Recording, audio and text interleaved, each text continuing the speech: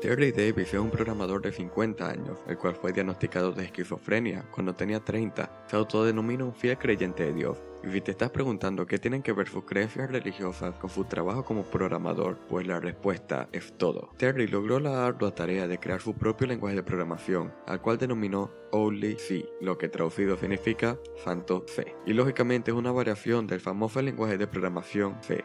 Pero como si esto fuera poco, luego de varios años de trabajo, Terry logró crear su propio sistema operativo, denominado Templeof, con el lenguaje de programación que él mismo había creado. Este trabajo le tomó poco más de 10 años, y aún así el sistema operativo creado por él tiene muchas limitantes, lo cual es obvio, siendo desarrollado solo por una persona. Tanto su lenguaje como su sistema operativo están llenos de referencias bíblicas y de Dios. Incluso el mismo Terry menciona que su trabajo fue hecho a imagen y semejanza de lo que él denomina las instrucciones divinas. La interfaz de su sistema operativo es bastante arcaica, soporta resoluciones muy limitadas y solo tiene algunos programas básicos, siendo el más característico de todos uno llamado After Egypt, y tiene la finalidad de que el usuario pueda comunicarse con Dios.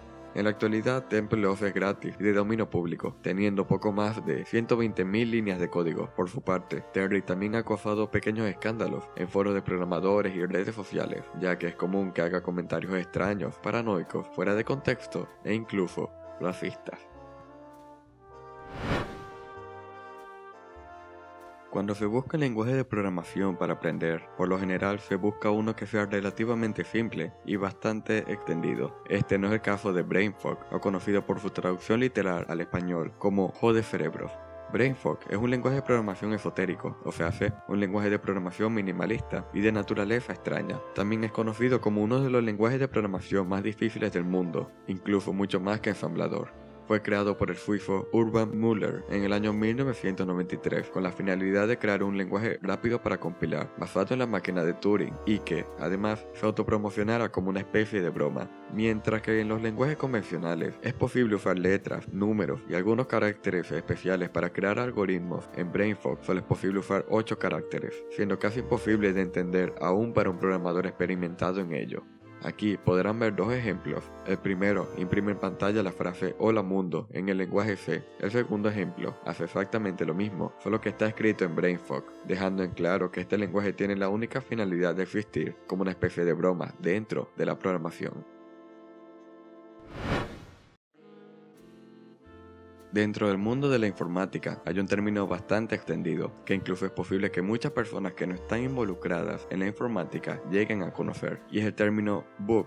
Esta palabra se usa para referirse a un error de software o a un resultado indeseado dentro de un programa, y es que la historia detrás del porqué de este término es bastante curiosa. Alrededor del año 1947 ocurrió un contratiempo en la computadora Mark II, la cual se ubicaba dentro de la Universidad de Harvard y era financiada por la Marina de los Estados Unidos. Después de buscar el porqué de este fallo durante varias horas, lograron dar con su origen. Una polilla se había metido en uno de los contactos de los transistores, generando este contratiempo. Posterior a esto, mencionaron que al final un insecto fue el causante del problema en la computadora, y la traducción de insecto al inglés es nada más y nada menos que bug, siendo ampliamente extendido el término con su significado desde ese día.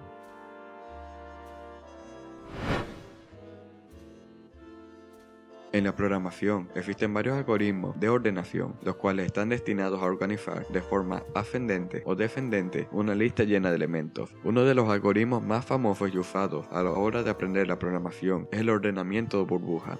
Básicamente lo que hace es ubicarse al inicio de la lista, comparar el elemento actual con el elemento siguiente, y si el elemento actual es mayor al siguiente, intercambiar sus posiciones y pasar al siguiente elemento. Esto se repite hasta llegar al final de la lista o hasta que todos los elementos estén organizados. Pero existe un algoritmo particular, el cual se caracteriza por ser extremadamente inefectivo. Este se conoce como la Stupid Sort, o en español, ordenamiento estúpido. Lo que hace básicamente es organizar de forma aleatoria los elementos en una lista, verificar si está ordenada, y si no lo está, volver a organizar de forma aleatoria los elementos, y así hasta que se encuentre ordenada. Los algoritmos comunes son capaces de organizar listas con varios miles de elementos en cuestión de milisegundos, mientras que al ordenamiento estúpido una tarea así le tomaría entre unos días y varios años.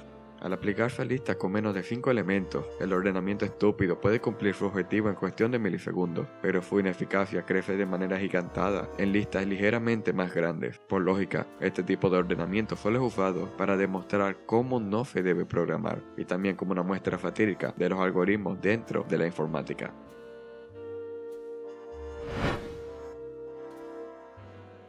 En noviembre de 1972, Playboy sacó a la venta una nueva edición de sus revistas. En una de sus páginas posaba la modelo sueca Lena Söderberg, de 21 años. Nadie imaginaría que esta imagen se convertiría en un ícono de la informática y el procesamiento de imágenes. Y es que, un año después de que saliera esta edición de Playboy, en pleno 1973, el ingeniero Alexander Fauchuk agarró su revista y escogió esta imagen para escanearla. Curiosamente, la razón del por qué escoger esta imagen no se debió al sensual atractivo de Lena o a sus atributos. La razón real no tenía un origen superficial, al contrario, era porque la imagen tenía un rango dinámico muy amplio y un balance de colores, sombras y reflejos perfectos para ser analizado por un algoritmo destinado a procesar imágenes. Tiempo después, debido a sus características técnicas, la imagen de Lena se convirtió en el modelo estándar de prueba para ver el resultado de los algoritmos y programas destinados a procesar y comprimir imágenes. Esto se sigue cumpliendo aún a día de hoy.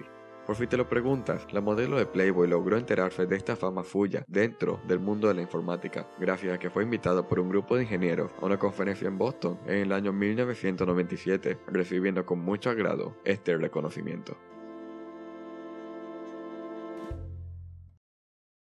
Como siempre, si tienes alguna anécdota, duda o idea, solo deja tu opinión abajo en los comentarios y así nos veremos hasta el próximo video.